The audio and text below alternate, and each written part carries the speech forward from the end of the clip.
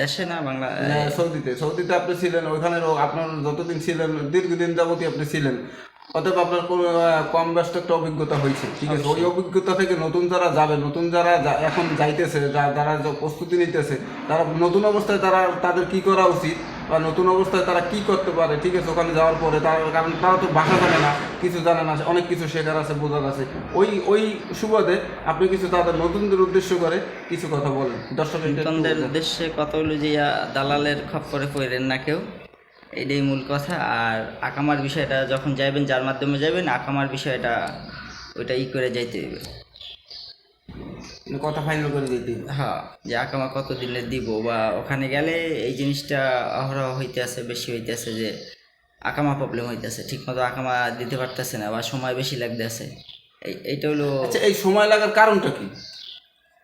এটা হয়তো বা সৌদির সাথে আর যে লোকের সাথে, যে মাধ্যমের সাথে এই যে মানুষগুলো যায়, তাদের সাথে মনে করো লেনদেনের ব্যাপার নিয়ে যতটা আমি মনে করি, লেনদেনের জন্য এটা হয়। সৌদিকের সাথে লেনদেন ক্লিয়ার থাকলে সমস্যাটা হয়। আচ্ছা, হঠাৎ করে এটা আকামার যে এত টাকা হয়েছে, হঠাৎ করে আকামার রেটটা বাড়ার কারণ কি? এটা তো ওই দেশের হুকুমা বাড়াইছে, গভর্নমেন্ট বাড়াইছে। এর কারণ কি? এটার কারণ জানা নাই, যদিও এটা তো হুকুমা জানা। কারণ ওখানে যারা আছে সবাই তো আজনবী, সবাই তো যায়, মানে বাড়াইছে, এটা গভর্নমেন্ট বাড়াইছে, কিছু করার নাই। এখন তো ঠিক আছে। তো সাধারণ মানুষ যারা প্রবাসী যারা আছে তাদের তো অনেক কষ্ট। একটা আকামা বানাইতে গেলে মাসে বছরে 3 লাখ টাকা লাগে। এই 3 লাখ টাকা তার ইনকাম করতে কষ্ট হয়ে যায়, কাজ নাই। বহুত প্রবাসী আছে, কাজ নাই।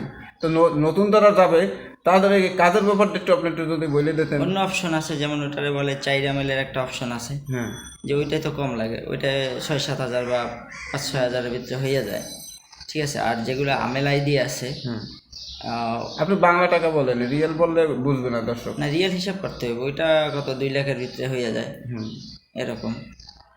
তাই? হ্যাঁ। ও আচ্ছা, তাহলে এই যে 6 লাখ 7 লাখ টাকা লাগে কেন? এইটা তো মূল কাহিনী হলো যে টাকা তো খায় আমাদের দেশের মানুষ, রাইট। টাকা তো এই দেশে লাগে, ওখানে আমি নিজে বিষয়ের দাম তো অত না, না, বিষয়ের দাম টোটাল মিলিয়ে খরচটা হয় বাংলাদেশে। তো যাই হোক দর্শক, এই সকল প্রবাসীর উদ্দেশ্যে বলতেছি, আপনারা যে কোনো ডিসিশন নেওয়ার আগে নিজে ভেবে চিন্তে নেবেন। নিজের সিদ্ধান্ত সব থেকে বড় সিদ্ধান্ত। সবাই ভালো থাকবেন, সুস্থ থাকবেন। আসসালামু আলাইকুম।